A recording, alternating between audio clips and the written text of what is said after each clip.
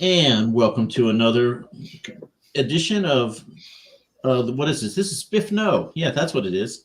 It's not a book and a beverage assigned, but we are with the one and only evil giraffe that is known as Moe Lane. Hi, how you doing today? Can you hear me all right? Yeah, Yep. it can be great. Just fine. I think the elephant in the room is really a long neck one. And what's with the evil giraffe thing, Mo? Well, it's actually a joke from what's his name? He was the comedian who did Eddie Izzard. He said, "I am an evil giraffe. I will go over here and eat all the leaves on this tree so that other giraffes will get sickened and die." I don't know. I just thought it was funny.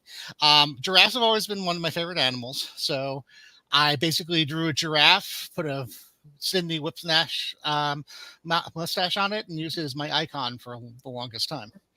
Okay. Yeah. So pretty much that it. Not that exciting. All right. We have people filing in. So, Mo, tell us how disheartened and horrible you felt when you found out you were not going to be in SPFBO. It was. Relive that trauma, please. It did bite me a little because I had heard about it and it sounded like a really awesome thing to do. Be fun to compete in it, to try to get as far as you could with it, and not even being able to make the first cut because there were so many authors out there interested and pushing for the idea of independent authorship. You feel bad about it, but at the same time, you feel good. It'd be better than if there were only if there had been 50 spots and 40 people and I hadn't made the cut because I wasn't good enough. But having such a big pool there, having that every year, that's just heartening in a lot of ways. Yeah, I mean, we've gone over before in our show about what can you do when you have so many people, and the lottery is about the fairest, but it doesn't necessarily make it fun or satisfying even. But I mean, it's all equally unfair. So so that's the best you can hope for sometimes in the universe, is that it's not unfair in anybody's favor. It's just unfair. And life is like that. So what are you going to do? So tell us about the book that was going to win Spiff Box had it been entered. It had been entered. This was my first novel. It's called Frozen Dreams, and I like to say that it's going to be the best post-apocalyptic high urban fantasy pulp detective story you'll ever read. Okay. I wrote it. Faces there, yeah. I wrote it before the pandemic for my page. First, actually, I wrote it as a short story for my Patreon, and then I expanded on it as an actual novel because of National Novel Writing Month. And I was going, okay, well, I guess at some point I'll publish it. And then the pandemic hit. And then suddenly I had tons of free time. And I was in a situation where my kids were both at home and they were learning remotely at school. And I had to be there to make sure that they kept their Chromebooks on and they were paying attention to the teacher and stuff. But I couldn't stand over them and make them do their homework. So I had to do something while I was keeping an eye on them. So I said, all right, I'll finally publish the book. And basically I funded it through Kickstarter. And then basically I've been doing the self-publishing route ever since. The book itself is, as I said, it's fantasy pulp detective. Our hero is a guy named Tom Vargas, who is what they call a Seamus in the magical kingdom of New California. This is a post-apocalyptic series, but it's not grimdark. Mostly the opportunities... for me, the opportunity in the book was to make a lot of bad jokes about movies because I like making jokes about movies. And I was able to put in a bunch of references to the pastimes of the old Americans and so forth. Basically, imagine what people would treat the golden age of Hollywood, their movies and the TV shows and the rest of it, if they actually thought it was like the lore, this was actually how things worked, and there's religious significance to it as well. So basically that was the first book in that particular series. I've written a sequel since then, which is also post-apocalyptic, high urban fantasy, blah blah blah blah blah. And I've also written other books in that universe. One, Morgan Barat, which is like Sword and Sorcery in the Wilds of New Jersey, which was fun because I grew up in New Jersey, so I enjoyed blowing it up. And there was also Who doesn't? it was also a collection of short stories set in that universe that I had been mining for my Patreon. And at some point, I'm going to actually put out a tabletop role-playing system game based off of it. And I have another sequel to Frozen Dreams and Tinsel Rain, that I've had half written. I'm going to be working on that after I'm done with my next project, and so on and so forth. So I have been, since the pandemic, fairly busy, thank God. I'd say. So you've got like a viable Patreon thing going, and you use Kickstarter for your first book. How Yes. that'll work out? Basically, it kind of feeds on each other. If I was giving advice to people about this, and I'm always happy to try to give advice. I don't know how good it is, but what I found is that the trick is to build your audience first, and you have to sit down and you have to do the work. In my particular case, I had stuff that I was I was doing stuff on social media and Twitter and Facebook prior to 2016. After about 2009 stuff, I got my own website, moelane.com. And then after that, I said, well, let me create a Patreon so that people can give me money for my stuff. And then encouraged me to write first microfiction and then short stories, and then actual short stories. And now I do gaming material and fiction every month on it. And when that got built up, that also fed onto the website, and the website fed to my social media account. And I could build an audience that way, so that when it came time for my first Kickstarter, I was able to call on my existing audience to help out. And everyone was happy to help out, because people love to support authors, especially if they're writing their first novel. And So they're already paying you on Patreon. They're used to doing it. So yeah, exactly. Well.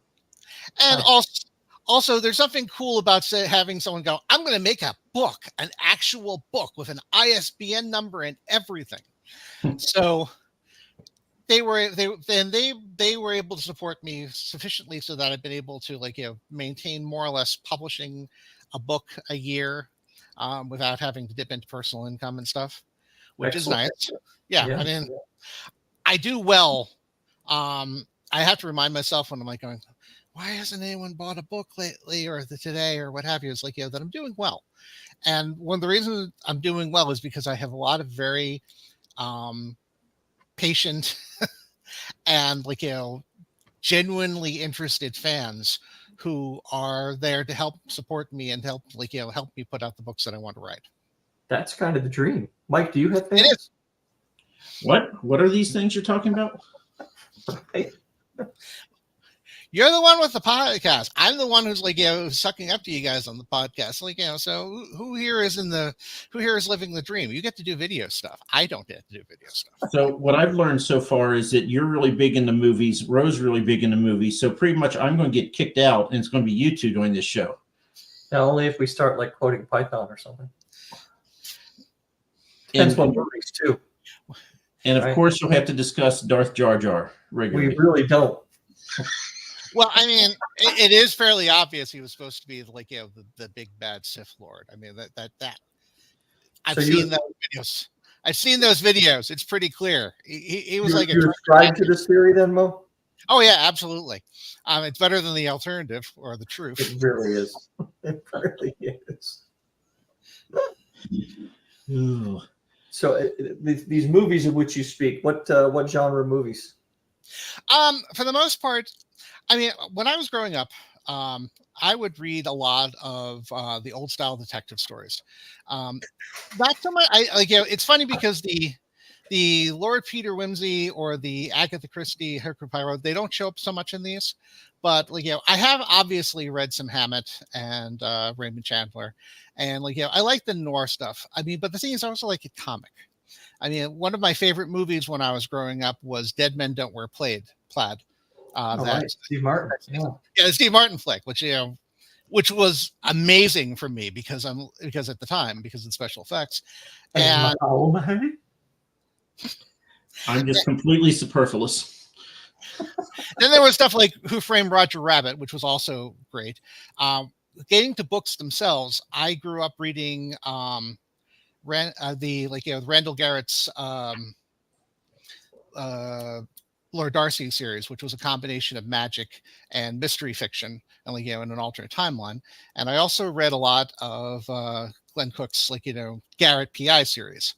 So, and also so I've always been interested in the magical detective genre, the old school magical detective genre, and I've always wanted to try to write as funny as possible.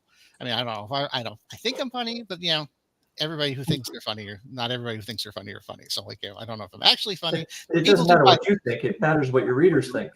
There is that. So. Yeah. I mean, mostly, if you think, I like in jokes. Like, for example, if you look at the cover again for Frozen Dreams, that one is actually You have a cover you can hold up?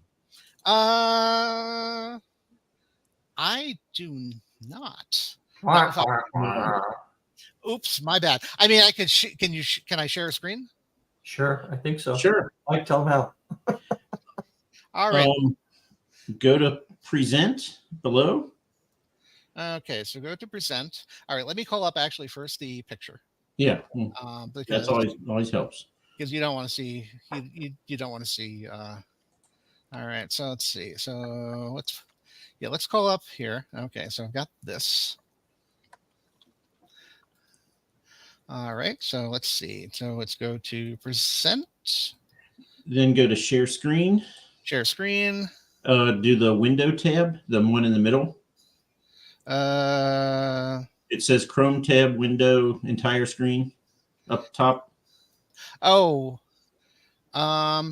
it's not everywhere you can go for this kind of entertainment for your YouTube watching needs, but we're glad you're here with us. And okay, all right, here we go. We'll get there.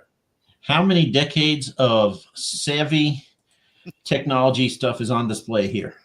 I have got my 17-year-old son doing my Discord channel now because I know nothing about Discord, and he clearly knows everything about Discord.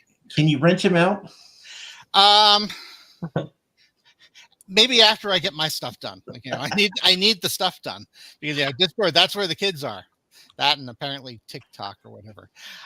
So here we have so you can see the book now, right? Frozen Dream. Yeah. Okay, so as you can see, there's a bunch of different jokes in here. First off, the most obvious one, as you can see there, that is a basically a homage to the painting by Hopper, Nighthawks, from the 20th century.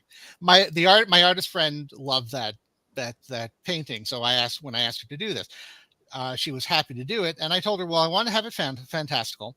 I want to have it movie-like, and I also want to have it evocative of Mexico, because in this story, New California is basically in Baja California. It's like, it's in the Gulf of Mexico, in the Sea of Mexico. So what she did was she took she obviously put a lot of Mesoamerican and Mexican elements into it. You can also see in the background that the mountain, which features in the book, has the stars of the Paramount logo on it, so that you can evoking the movies. But one of the most interesting things was when she did it, she took the head of the soda jerk there, or the coffee jerk there, and replaced it with the head of a Mexican nighthawk. So when I get this back, I'm like going, Shannon, her name is Shannon Garrity. She's a webcomic artist who used to do the webcomic Skin Horse. I was like going, Shannon, now I have to change the book to make it work, this joke work, because I can't not have that joke in the book now. So I had to change the character and then change a few pages and stuff, because one of the things that I absolutely hate, and for some reason I don't know why people do this, I hate it when a book cover does not match what's inside the book itself. I mean, the old DAW covers from the 1970s and 80s were horrible at this. Some of the pictures they had for like The Last Unicorn, you wonder where they got this stuff from. So that's actually a scene from the novel. I mean, I have other ones. I'm sorry, since I have the share screen, I'm going to do this, and I'm sorry about that, because just talk about it. But let's see. call this one up here. This one here, which this is my Sword and Sorcery in the Wilds of New Jersey, barbarian heroing kind of thing. That is actually a scene from the novel. There are actual giant carnivorous squirrels in the novel, and they are attacking our hero on an overpass in New Brunswick, New Jersey. Because it's actually, that's also calligraphy, hand drawn to start off with, and then a friend of mine who did this and transferred it over digitally to finish up like the details and the backgrounds and stuff. But again, I hate it. I absolutely hate it when book covers do not match what's actually in the book. And as an independent writer, I get to actually choose these things, so I'm going to take full advantage of it. So if there's a dwarf on the cover, there better be a dwarf in the book, is what you're saying. Pretty much, yeah. Now, the dwarf may not be may not be what you're expecting as a dwarf, but but there's definitely, I mean, you don't want to have it be too abstract or too obviously, well, I have this budget. You don't want it to be too abstract. You've got a soda jerk with a bird head. And it looked like there's a werewolf at the bar there too, but you didn't mention him. Oh, that actually was one of the secondary characters. He was an elf, but he is an elf from from the Chewbacca's world. No, Florida, I think. Oh, basically, okay. That makes sense. In that timeline, basically the elves, they were escaping an evil empire. They showed up in Kentucky. Kentucky said, "Well, we know where all these bandits are. So here are some weapons and some food and some armor. And so why don't you kill all those bandits and take over their lands?" And the elves said, "That sounds like a great idea." So now they they kind of conquered the Southeast, and now they're like privateers and pirates and so forth. But nice, nice pirates, the ones who with budgets and stuff. There's actually a story from that in my upcoming anthology of one of those characters. But so when did your first book come out? My first book came out in it's 2021. Okay. Yeah, basically it might have been 2020, might have been the end of 2020, beginning of 2021. One of the advantages of doing publishing through, say, Kindle and so forth, I'm not sure if your viewers know this, is that once you have your book and you have your cover and you had it edited and everything, once you have it, it's real fast. You can get it into circulation very quickly. Because basically what happens then is you just upload it to the system. It goes over it, make sure that there aren't any major obvious problems with the manuscript or the cover, and then you get an offer proof copy. Then you look for the proof copy, and then you hit publish, and now suddenly your book is available for Kindle or Kindle Unlimited or for actual paperback. Amazon does automate a lot of the process. So that's one of the nice things about independent publishing these days is the costs in time.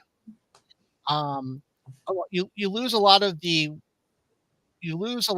delays because people need to check this or check that or check the other thing. If you're doing it yourself, you can do it yourself. And you have a good automated process.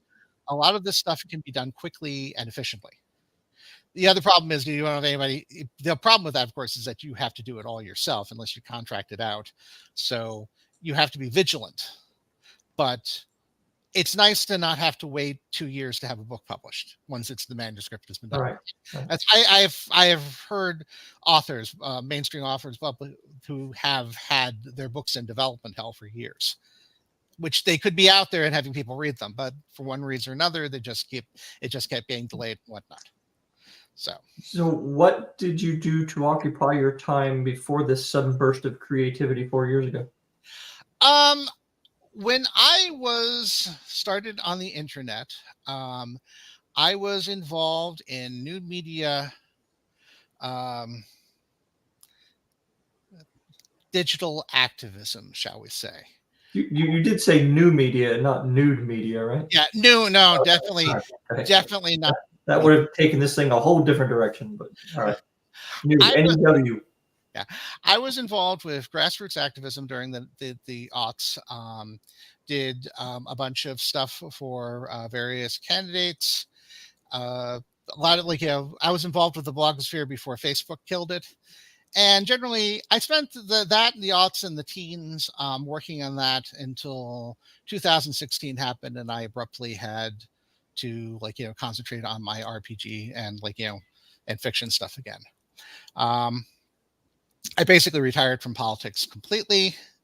I mean, I still have opinions because I'm opinionated, but I generally said, well, this is now a time for me to concentrate on what I was doing before 2001. Because during the 90s and stuff, I was very active in the amateur RPG scene. I was gearing up to being a writer. I thought I'd be a game writer. And then the towers happened, and then I had to take things seriously for a few years. So, but that time is over. I have taken the thing seriously. Now I can get back to actually writing books, in which I've always wanted to write fantasy novels. I would like to be able to write science fiction novels, but I don't have the math. So it's going to be fantasy, space opera, and horror from here on out. Write a science fiction story about a guy who also doesn't have the math, and you're fine. No. Yeah. No. See, the problem is my wife is my alpha reader, and if I were to try to write a science fiction novel, a hard science fiction novel, I would be able to see her brain cells explode from the sheer ignorance that I would be putting on display.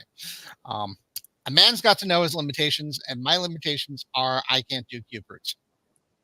So are you going to use Kickstarter as well to get your game up and out there? Yes and no. The current iteration of the game is a 0.8 not for commercial use copy.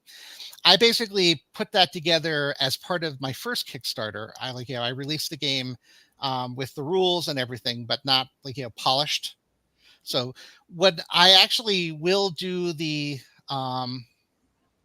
when I actually get that book out completely, I may actually be using it from funds that I'm generating from selling books and the Patreon and stuff, because I'm not sure whether I want to do another Kickstarter for that specifically, because I already kind of did it for a Kickstarter.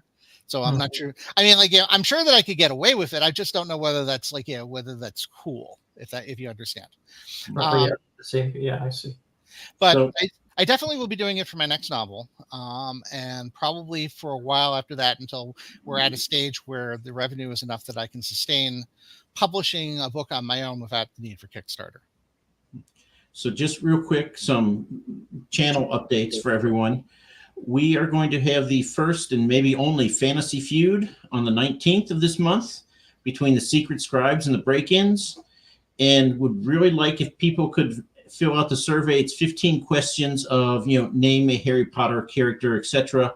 We're up to 47 people have responded. I'd like to be over 50 at least. I'd love to get 100, but at least 50. So if you haven't done that, it's the first or second comment in the stream. If you could just go there after this is over, because it's not often that we get to talk to evil giraffes.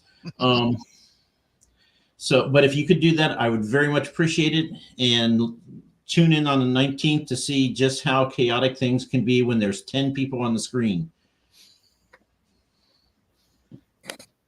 That'll be fun. Yeah, sure. Not overwhelming at all. But anyway. So having missed out on SPFNO, but being right on top of SPFNO, have you entered your book in any of the other competitions out there? No. Because of the fact that it qualified under the rules for that, but it's my first novel. It's about 3 or 4 years old at this point. I'm tempted to do it for my latest novel, but part of the problem is I'm not really tied in that great to a lot of the support networks. I'm attempting to do that. It's one of the things you have to do when you're an independent author, is you have to network, and you have to to make relationships, and you have to build up. Well, you don't have to. You can just decide to not sell books. Right. If you want to be a successful independent author, you want to be successful, you need I see. You need to actually interact with people and talk to them. and and remember how to speak like an adult speaks, which is something that that I was having difficulty with even before the pandemic because I was staying at home raising my kids. So there was a point where I could barely speak English to anyone who wasn't my wife because I was never speaking. I was just writing stuff out or what have you. So I am working on trying to to get my books into more contests, more in more shared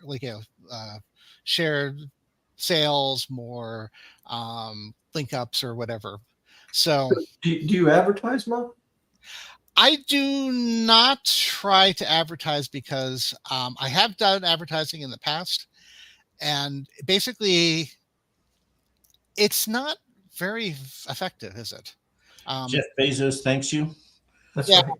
Yeah, I mean, They'll build rocket ships for free. I keep the occasional. I let the occasional ad tick over on Amazon because, it's a couple bucks a month, and it might get me a sale. But generally speaking, yeah, the way you make it, the way you make money from advertising in this industry is you be the advertising company, because they're the ones. Because it just the system is. There are people who make money out of advertising, and I don't know how they do it. I know that they do it, but it's not in my skill set. And that again is the other problem. That is actually the major problem with independent publishing, is that you have to do everything yourself, whether or not you're any good at it. I am not great at figuring out killer advertising things. I mean, I try and I keep trying. And if you keep trying, you sell books and stuff. But I find that a lot of my book sales do come from in-person conventions, or book fairs or what have you, where I can talk to people and actually explain to them why they should buy my book. Now, I respect people who can somehow massage the system and have have buyers come out. So, and maybe someday I'll figure it out. Maybe it's just something that I need to have experience in. Where are you from, or where are you at now, Mo? Currently, I am in Howard County, Maryland. I'm originally from New Jersey. I grew up on the Jersey Shore. Basically, as I said, I think I said earlier, Morgan Broad was my opportunity for me to blow up where I grew up, Monmouth County. I've been down here since 2001, and basically will probably be here until my wife retires. So basically I came down here because she was down here, and this is where we lived and put down roots. I can't believe I haven't seen you on the Comic-Con route then, because Bro and I are both in Virginia.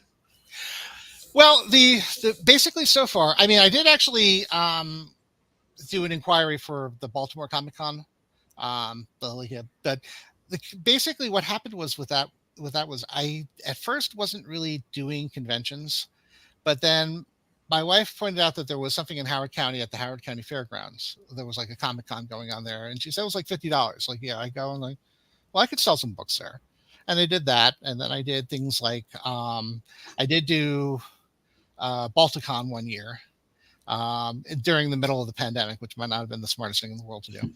But I'm also on the Fright Reads circuit at this point, which is a newish horror and spooky kind of stories book fair that that's centered around Halloween. And I'm also doing StellarCon. I'm actually going to be at RisuCon next month, and that's basically a anime and and furry convention in Montgomery County, Maryland. So that looks like that might be fun. And I also do the Maryland Ren Fair whenever I can, which I'm doing it again this year. So. Okay. Ren fairs, I've been to one. Those must be really hit or miss depending on what they are, because the one I went to maybe it was just too small or too new. The Maryland Ren Fair does not have that problem of being too small. The last few years they warn you that if you're having your friends come to visit you during things, buy your tickets early because they sell out really, really early. Oh. So the big ones are stone cold money makers. If you can get in with the people who are running the bookstores there, it is a good deal because they have it's one of those places where they have people who are very much interested in what you're writing, because it's like, because if you scratch a you're going to find like fantasy reader or a horror reader or science fiction reader. And they also have disposable income, which is always something I like to see in a con goer. Yeah, probably more adults than, teenagers. Yeah. To Comic-Cons, you get quite a few kind of younger kids who. I like the kids. But they just don't have a lot of, if you're there to sell books. But on the other hand, they're like, I get a lot of kids who come up and ask about what's it like to be a writer.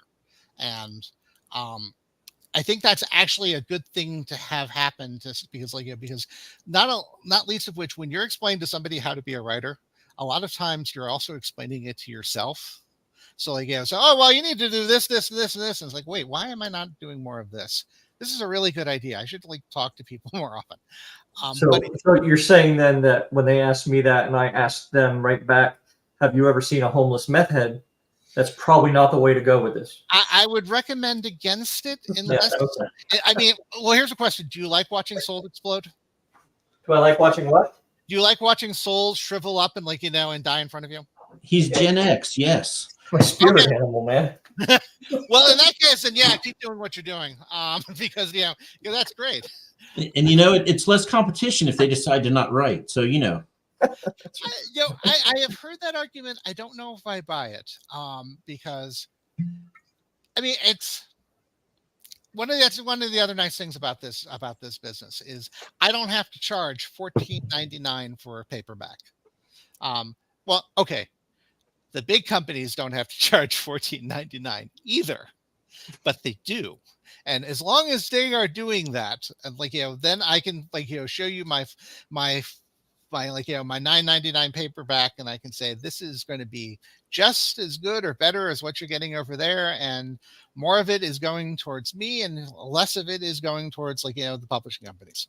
How much do you sell your paperbacks for?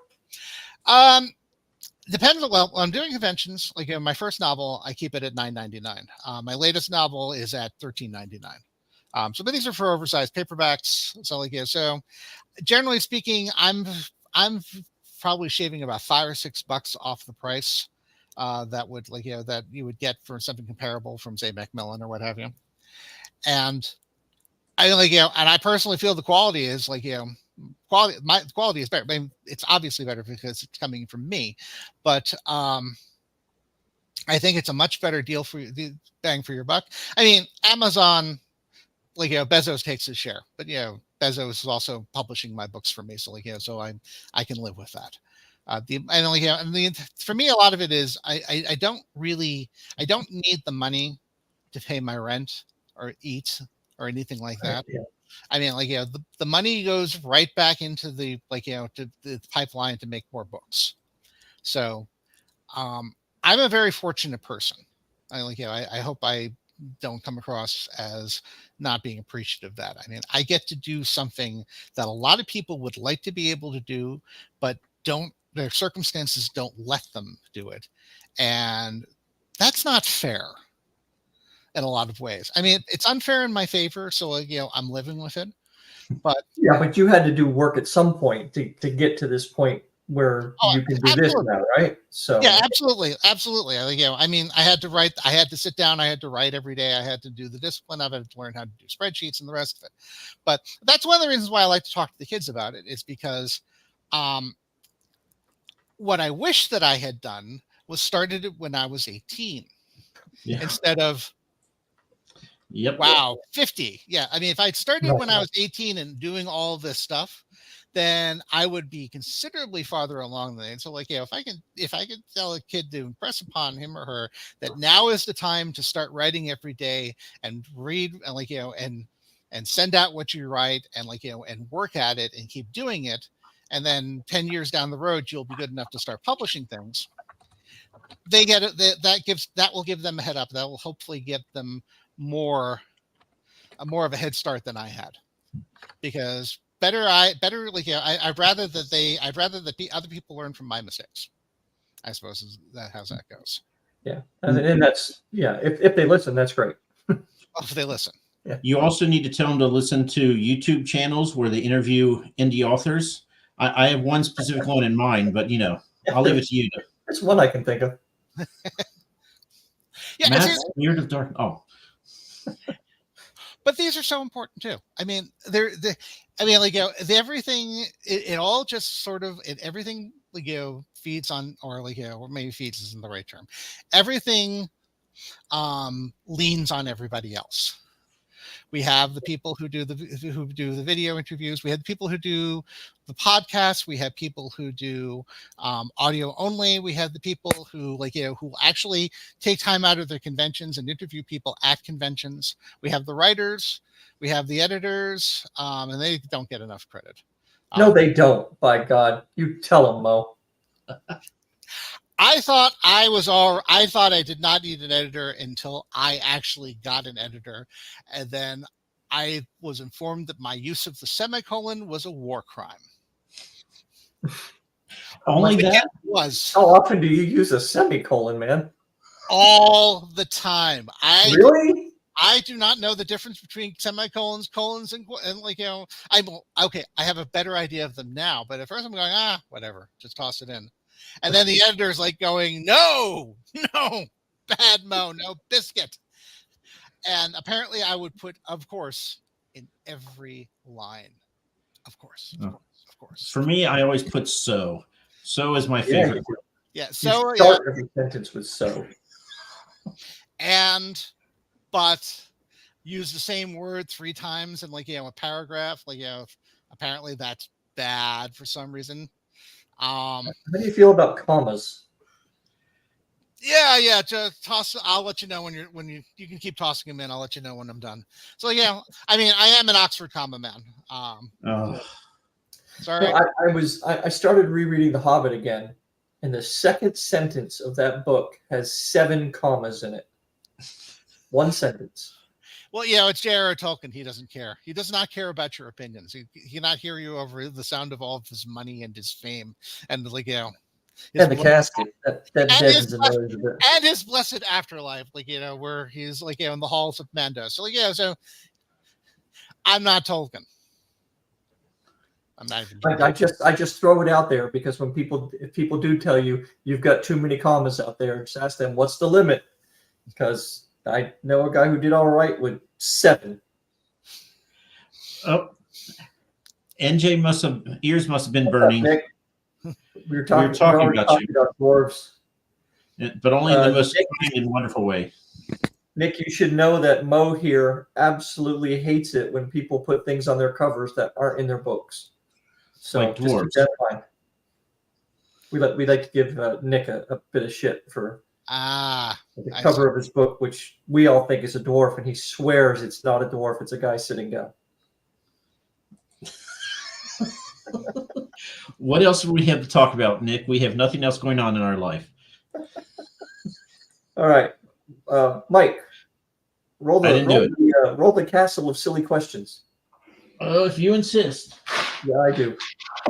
Let's see. Mike has AI'd up some silly questions, Mo, and the nerd he is, he has dice and a list because he is a spreadsheet kind of guy. He's a scientist by trade.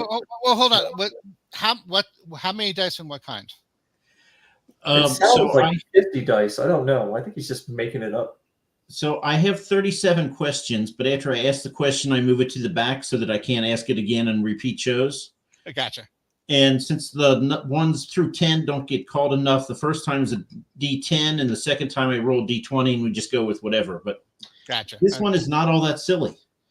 But what piece of writing advice do you completely ignore? Oh, nice. Oh, that is a good one.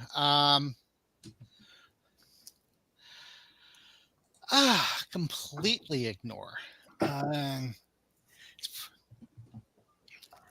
Probably the one. Okay, Bob Heinlein had a bunch of rules for rules for writers, and one of them was you must keep putting it out until it sells. But I ignore that one because Bob wasn't writing in a world where where anybody can publish a book now. So I think that I guess the piece of writing that I would advise the piece of writing advice is probably the implicit one is of you have to tailor your book or your output to what you think will get picked up by a publisher. That one I would recommend that you do not do. You're better off writing like the book that you want to write, and then either they like it or they don't. If they don't like it, you put it out yourself. Because if they do like it and they do take it, unless you're the next J.K. Rowling or Stephanie Meyer or Stephen King or what have you, you're probably not going to enjoy your publishing experience. I hear a lot of stuff about what happens to mid-list writers in the the mainstream scene, and it's not pretty.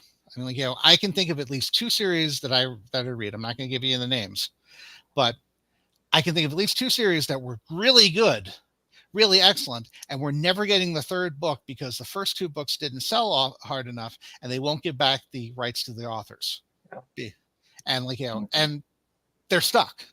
And we've got stories that are not finished. And then a lot of people complain about George R.R. Martin's inability to finish a series. No, nobody does that. Or that other guy. Yeah. Or that other guy. I don't remember his name. Patrick Rothfuss. I was being diplomatic about it. No diplomacy zone. You never know. I mean, but one of the reasons why people don't like finishing series until they know that they're finished is not so much because people didn't bother to finish their books, but because they're not allowed to. Right. And independent authors, at least we have this: if our book doesn't sell, it's because we suck. It's not because the publishing company sucks and we have no control over it. And, I'd rather it be because my suck than outside factors sucked. Because if I suck, I can fix it. Yeah. If somebody else's suck, I'm stuck. Right. Yeah. Well, that's fine advice. So Who knew? I'm going to roll again because I really do want a silly question for you, Mo. Yeah, no problem. Okay, 15. If you had to swap lives with your main character for a day, would you survive? Yes, absolutely. I'm careful about that shit. Oh, sorry. Dude, come on. Now, of my main characters, the hero of Frozen Dreams and Tinsel Rain, Tom Vargas, he's a shamus, he's a detective. He is used to getting beaten up because that's part of the genre, and that's part of how he gets information is by being menaced and so forth. But he's very rarely he very rarely in the course of a day is worried about getting killed. I mean, whacked around the head a couple times and tossed to a garbage can. Yeah, garbage pile. He's used to that completely. The hero of my novel, Morgan Barad, who is totally not a Marty Sue descendant of mine, absolutely not. I dedicated actually the book to the woman who came up with the Mary Sue concept because it was very handy. But Morgan is not stupid. He does not get himself in situations where he is at serious risk of dying until it's close to the end of the novel. And he has to be day-to-day stuff. He's he's careful. And the heroine of my latest novel, science fiction horror, Ghost and Alien Win, Pamela, she well, okay, I wouldn't want to trade lives face for her because she's living in a Lovecraftian horror novel, only she doesn't really know it because I never actually say the word Cthulhu Mythos anywhere in the novel. But she's in one. I wouldn't want to live there. I wouldn't want to visit. I possibly shouldn't talk too hard about it in case of interdimensional, things listening or what have you. So, okay, so I guess I would say my answer is 75% yes, 25% oh, heck no. Okay. That's fair. I want to get back to this interdimensional things listening to us. Yes. Well, you never know. Do we not? What would they think? Because all we've sent them is I Love Lucy reruns and stuff. And that's why Cthulhu came to the world. That's right. I think that I mean they're going to be there. Like, there's a bunch of answers. You know, I mean, how would we react if we got the equivalent of alien sitcoms showing up on our world? I mean, let's flip that around. Let's say that we turn on, like, you know, the SETI telescopes one day, and we're getting, like, you know, this multi-part, like, you know, situation comedy about a bunch of aliens living in their equivalent of a racetrack or what have you. I think that we would we'd get people who would find the entire thing freaky. We get people who would be fascinated by, like, you know, would put far too much meaning into the work. Oh yeah. You find people who would want to make it into a sex thing somehow, and you would definitely get people who would almost come to blows over, like, you know, their interpretation of what, like, you know, flea blocks should, like, you know, should get together with, like, you know, marathon or whatever, like, you know, or no, they're completely wrong for each other. I imagine, like, and that's, but then again, I'm a human. I don't know how aliens think. I suspect, but then again, if they had sitcoms, they'd be a lot like us. So I don't know. I don't think a lot of people here would actually believe it was a sitcom. They would take it literally. Well, And, okay, yeah. that definitely would be that, and you'd have, but then you'd also have people who would insist that it was propaganda. Oh yeah, of course. Or that was faked by it was faked by humanity, or it was faked by the aliens who wanted us. This is how they want us to see them. Yeah. And you get also people who, like, you know, I just want the stuff that's in the commercials, man. That sounds like that'd be really cool.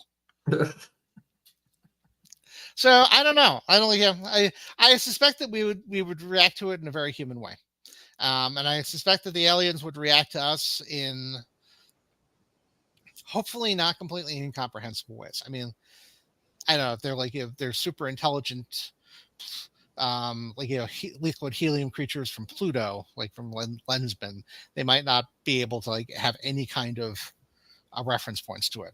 Then again, in that case, what difference does it make? If we can't communicate with them and they can't communicate with us, and we can't go to each other's places, then in a weird sort of way, did they even exist? But if they could talk to us, we could sell them books. That'd be awesome. Okay. Or we could put them into balloons. Balloon books, huh? Yeah, helium balloons. Could you organize the helium atoms so they could form coherent messages? I mean, I don't know, because that stuff freezes really weird. Like, helium has this weird, it acts like this incredibly strange substance when you get it cold enough.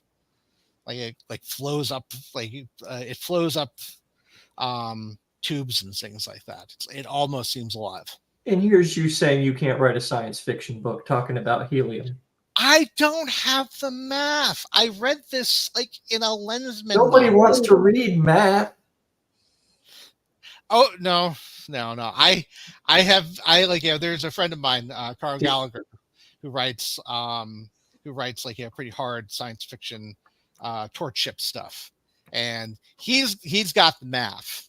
Like, yeah, that's who I judge my math against. I judge him against that, and my wife, who's also an engineer. I don't have the math in comparison. I mean, there are two things. Roddenberry didn't have the math. Yes, but he could get away with it because he had, like, you know, he had a television studio. There are two things that I can't write. I cannot write a hard science fiction novel, and I cannot write any kind of alternate history American Civil War novel. Well, that's very specific. Well, there's a very specific reason for that. Buttons. Well, do tell. I understand that there's a lot of controversy over the American Civil War, like, you know, so on and so forth. And oh yeah, tons. So, like, you know, so I have a concept in my head, like, you know, of an American Civil War that had been circumvented by, like, you know, the zombies showing up in 1857 and trying to eat everybody. So, but the problem there is that if I write a novel about the American Civil War, at some point I'm going to have to describe a uniform and a button. And I am going to get a button wrong. And then the button people, the American Civil War reenactors button people, will come looking for me. Now, they're not dangerous. I don't think they're going to shoot me. But I am never going to escape them for the rest of my life because I will have gotten the buttons wrong, and you must not get the buttons wrong. But if getting the buttons wrong means that they talk about you all the time and get a bunch of other people to buy your book to see how silly you are for getting the buttons wrong. But I would almost get the buttons wrong on purpose if I really thought that was going to happen. No. He did not mean that. He did not mean that. Absolutely would. No. He's just joking. Yes, the button people are relentless. They are relentless. But Mo, they are polite, and they don't stop. They don't feel fear. They don't feel pain, and they will just keep I going. would even get the horse people mad. I'm not that. Oh, stop it, Bo. Button down. You're 24 hours late, man. Or the buttons. But Mo, think of it this way: if you get the buttons wrong, then when they come to you, you can say, "You know what? You should have a book burning. I'll sell you as many copies as you want. You can get that bonfire huge." Pretend you're somebody else. Oh, this bastard! Ban his book. Ban his book. That's kind of my dream, is to have my book banned. I mean, you can't buy that kind of publicity, please. There is a I have actually up on my wall. Let me pull it off. Here we go. This is from a place called Wondermark. All right, I'm showing it to you, so I'll read you the thing. Listen to this. Your book sucks. I checked it out of the library for free and hated it so much I set it on fire. This guy actually bought a 37 stamp to tell me how much he hated my book. The library will buy a new copy, and I'll get the royalties. It's a good life having idiots hate you. See? Get the buttons wrong on purpose. I can't do it on purpose. That would be cruel. You know what? Then just give them all Velcro and say it's science fiction. It has Velcro in this world. Now put it on the title. I got the buttons wrong. That is the name of your book. Put a big picture of a button and caption it wrong. I was not told that you two were instigators. Oh, hell yeah. What? Well, you clearly have not seen our show. You heard of the term shit stirrer? There it is. Mechanized, no doubt. Battery.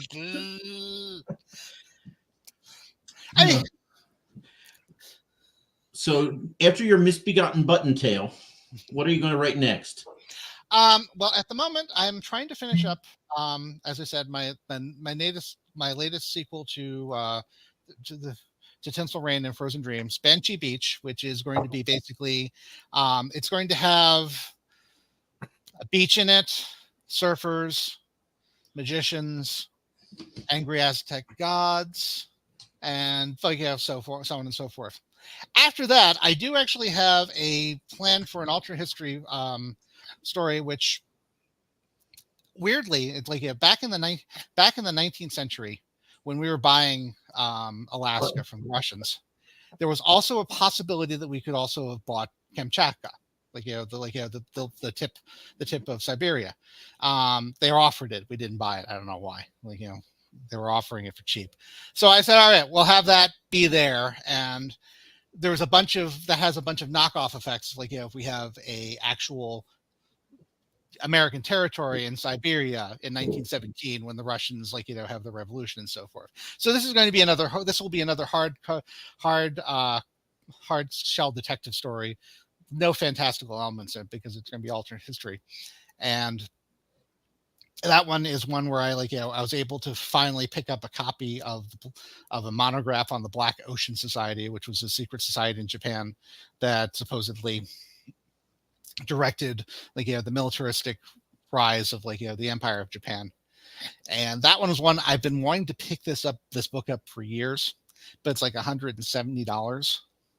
So I couldn't justify spending that kind of money on that kind of birthday money on on something that frivolous. But for research, yes, there you go. And you can write it off if I write the book. then like I'm always pleased to be calling it research. Tom Lehrer, that was. Anyway, sorry. I was about to go into a segue about Tom Lehrer, but that's going to be my next book. And after that, I don't know. I would like to get back into the world of the For Ghosts on Alien Wind. There's a Western that I'd like to write that's kind of fantasy Western, kind of, so set on a completely different world. And just basically whatever I think I can do a good job with. Well, you've got my vote for the Kamchatka thing. It's there's a lot of fun you could have with it. You could have White Russians and Czechs who decide not to go back to Czechoslovakia or whatever they were, and the big conflict between the Japanese Empire and the United States, but it's all in like 1920s and 30s before things got really seriously screwed up. And I'm pretty sure I can also get rid of Woodrow Wilson, which is really kind of a personal life goal for me. I don't really see why I should have Woodrow Wilson in any alternate timeline that I write. Because all those League of Nations people will come after you. Let them come. Let them come. They'll bring the Button Brigade with them. No, the Button Brigade people will be on my side.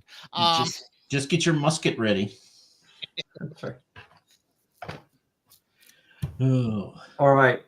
Mo, I want to thank you for spending an hour of your life that you will never get back. I've had fun doing it. I appreciate it. I enjoy it. Appreciate you hanging out with us. Doesn't work if it's just Mike and I. Fair. We've tried. It really doesn't.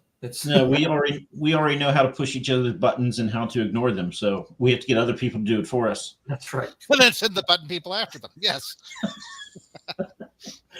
Okay. Well, pitch your book one more time. What's the name of it?